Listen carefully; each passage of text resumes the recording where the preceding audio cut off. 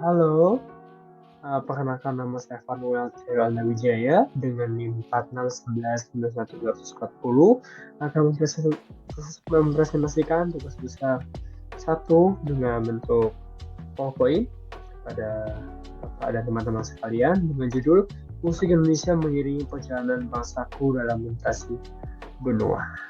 Oke, dengan dosen pengampu Pak Dadi Waras Suharjono MS SSMPD. Oke, latar belakang. Latar belakang tentang topik ini mengenai rasa kagum dan begitu banyaknya orang yang telah berjasa dan memperkenalkan bahasa Indonesia ke mancanegara lewat musik sehingga bahasa Indonesia dikenal oleh berbagai benua. Alat musik yang menimbulkan semangat kebangsaan dan atau patriotisme, baik itu berupa lirik lagu, pentas seni, ataupun kelompok musik yang telah membuat bahasa Indonesia dikenal di dunia, sehingga bukan hanya dikenal, tapi bahasa Indonesia mulai banyak diminati dan dipelajari di berbagai negara. Bahkan ada pun jurusan-jurusan mengenai bahasa Indonesia di luar negeri, di kampus di luar negeri, seperti itu. Kita akan langsung masuk saja ke pembahasan. Indonesia menimbulkan rasa patriotisme dan kebangsaan. Pertama ada lagu bendera dari Coklat. Lagu ini diciptakan oleh Eros Chandra. Personal band Sheila on Seven sangat sudah familiar di telinga-telinga kita. Jadi kan mudah dipahami dan juga dengan irama musik akan membuat siapa saja mendengarkan akan berkompak semangat Indonesia. Lalu yang kedua ada Garuda di Dadaku. Garuda di Dadaku dirilis oleh NTRL pada tahun 2010 sebagai pembangkit semangat supporter timnas Indonesia pada perhelaan AFF Cup 2010. Selain itu, lagu ini menjadi soundtrack dalam sebuah film dengan judul yang sama yaitu Garuda di Dadaku. Dan berikut ada liriknya yaitu Garuda di dadaku, Garuda kebanggaanku, ku yakin hari ini kita pasti menang. Lalu ketiga ada kebiar gomblo. Walaupun tergolong lawas lagu ini diciptakan pada 1979 dan sangat melekat diingatan masyarakat. Terselip baca puisi yang seakan-akan menambah kehikmatan para pendengarnya. Para pendengar ini seperti diarahkan untuk membayangkan kejayaan pahlawan penumpas penjajahan. Lagu ini sempat diaransemenkan dan dinyanyikan ulang pada beberapa penyanyi, di antara Coklat pada tahun 2006, Akarna pada 2015, dan Anggun C. Sasmi pada tahun 2014. Lalu yang keempat ada Dari Mata Sang Garuda oleh Piwi Daskin. Band berasal dari Jakarta ini yang beranggotakan 5 personel, ini juga tidak mau kalah membuat sebuah lagu bertemakan kemerdekaan. Dari Mata Sang Garuda dirilis sebuah album Ad Astra per Aspera pada tahun 2010. Lagu ini dibawakan dengan gaya khas anak muda sehingga begitu diminati. Beberapa baris lagu dari ini adalah Indonesia, kau bawa semangatku, kan ku sembela sampai habis nafasku. Lalu kelima adalah Jadilah Legenda dari Superman is Dead. Lagu dari band yang dengan 3 anggota yaitu Bobby, Eka, dan Jenix sukses menarik minat para penggemarnya yaitu mayoritas anak muda. Band pop punk asal Bali ini menjadi legenda yang tergabung dalam sebuah album berjudul Sunset di Tanah Anarki. Superman is Dead yang dikenal sebagai Sid mencoba mengingat bahasa Indonesia untuk mencintai tanah air melalui lagunya. Lalu yang keenam ada Bersama Dalam Cinta oleh The Massive. Rian, selapan akrab dari sang vokalis The Massive, mengungkapkan bahwa tujuan penciptaan lagu ini bersama dalam cinta untuk menyatukan perbedaan. The Massive mengingat peristiwa ledakan bom tahun 2017 silam di Terminal Kampung Melayu, Jakarta Timur. The Massive ingin mengajak masyarakat untuk saling membahu-bahu membuat Indonesia lebih tentram dan damai. Lalu yang terakhir ada Merah Putih Saikoji. Lalu lagu pop dengan sajian rap juga banyak diminati oleh masyarakat Indonesia. Rapper yang lahir di Balikpapan, Kalimantan Timur, Saikoji menunjukkan patriotismenya dengan menciptakan lagu berjudul Merah Putih. Saikoji mengatakan bahwa lagu bernuansa rap dan hip-hop ini dibuat pada tahun 2009 setelah insiden teror bom serta klaim budaya oleh negara tetangga. Oke, kita lanjut.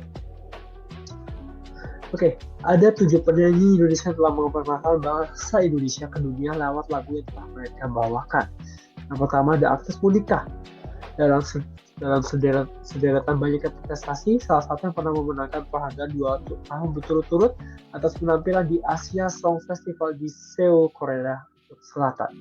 Lalu ada Sandy Sondoro, merupakan penyanyi yang lahir di Jakarta, namun namanya lebih dikenal semenjak memenangkan kontes internasional dari Young Pop Singer di New Wave Jumala Latvia pada tahun 2009 yang lalu. Lalu yang ketiga ada The Sigits, The Super Insurgent Group of Intemperance Talent alias The Sigits berdiri sejak tahun 2022 lalu. Dan ini yang akan disebut dengan nama Sigit ini mengadakan tur internasional. Pertama di Australia, hanya itu mereka juga sempat diwawancari oleh radio lokal Australia pada tahun 2009. Grup band asal Bandung, Jawa Barat ini sempat menjajaki panggung SXSW Austin, Amerika Serikat. Lalu keempat ada Anggun Cipta Sasmi, mengawali karir internasional sejak tahun 1964.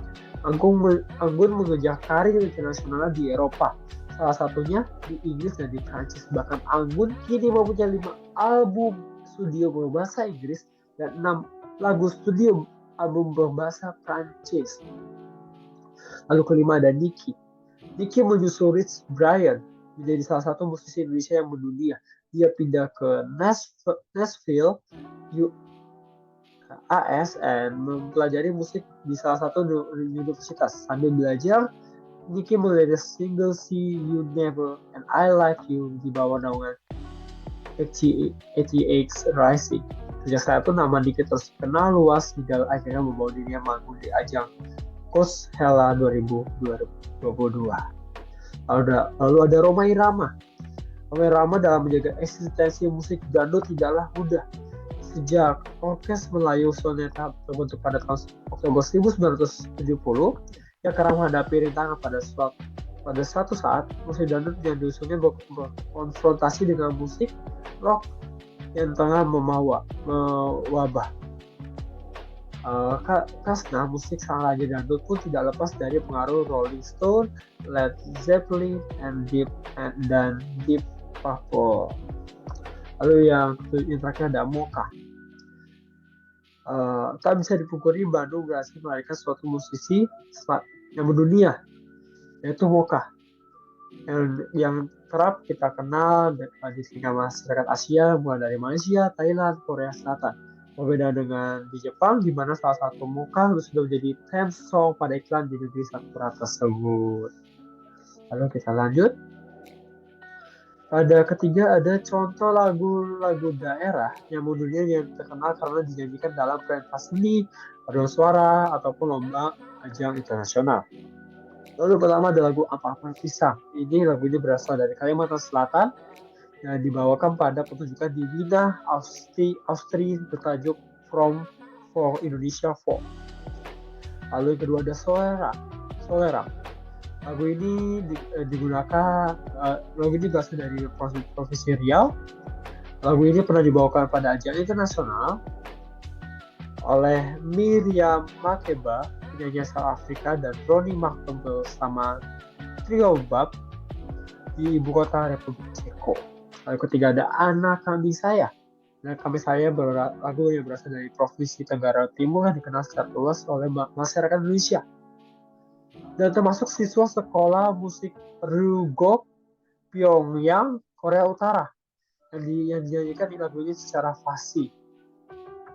Lalu ada Foto Bebek Angsa. Foto Bebek Angsa berasal dari Nusa Tenggara Timur lagu ini. Lagu ini dinyanyikan pada Festival Paduan Suara Internasional Singapura oleh Orkestra Paduan Suara Zesharia Go. Lalu kelima ada Yamko Rambe Yamko, merupakan salah satu yang terkenal baik di Indonesia maupun di asing.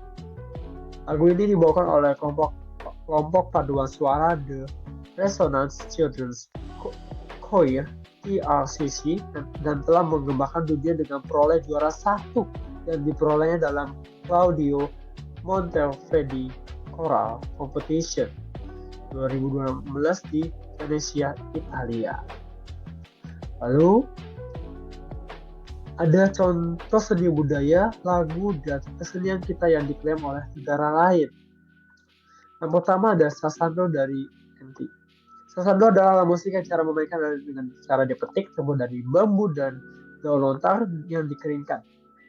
Beberapa hari yang lalu muncul berita mengenai Sri Lanka. Mereka mendaftarkan alat musik sasando asal Pulau Rote tersebut ke World Intellectual Property Organization atau WIPO di Geneva, Swiss.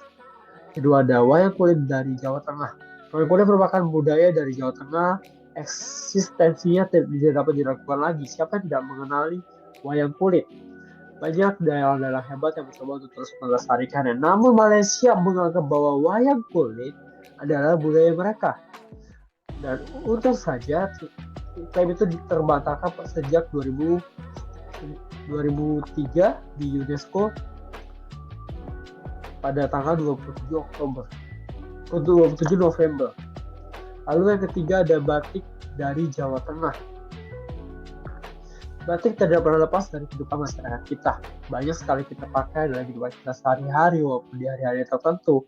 Namun Malaysia juga mengakui batik sebagai sumber kekayaan budaya milik mereka. Hingga akhirnya Indonesia melahirkan notes keberatan akan hal itu dan sekaligus mendaftarkan batik ke UNESCO pada 3 September tahun 2008. Oke, lalu yang keempat ada angklung dari Jawa Barat. Angklung merupakan alat musik terbuat dari bambu dan cara memainkannya dengan digoyang-goyangkan sesuai nada.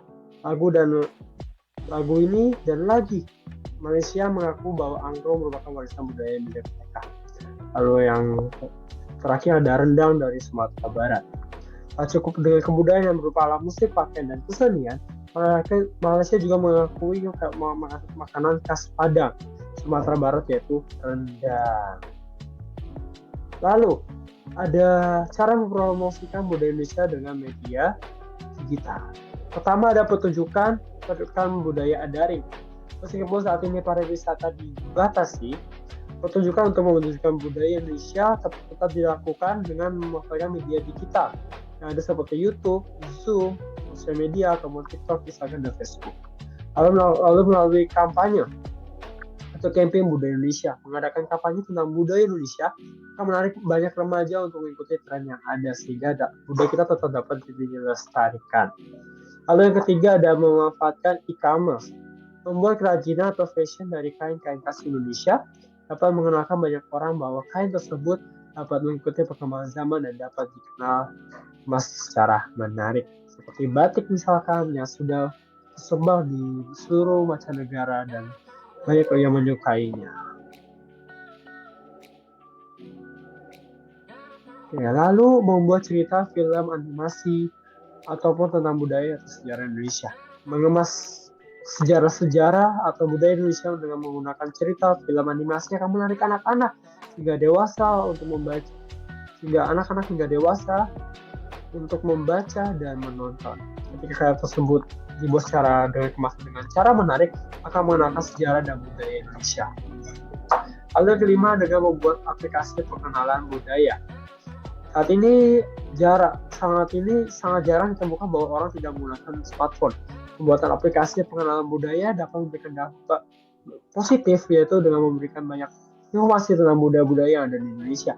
Aplikasi tersebut dapat dalam bentuk game, pendidikan, atau hal yang menarik minat anak-anak hingga dewasa. Seperti itu. Oke, saran adalah kita dapat menyadari bahwa profesi kita membuat kita penuh semangat dalam menekuni profesi masing-masing. Seperti ada pepatah yang mengatakan apapun yang dijumpai tanganmu kerjakan itu sekuat tenaga seperti untuk Tuhan dan bukan untuk manusia. Karena kita dapat berperan aktif untuk mencintai negeri kita melalui profesi apapun seperti uraian dalam makalah yang di atas yang telah saya sampaikan. Penulis juga menambahkan peran dan serta kita dalam penciptaan kita terhadap bangsa Indonesia dengan menggunakan bahasa Indonesia secara baik dan benar, dengan tetap melestarikan budaya kita. Terima kasih atas perhatiannya.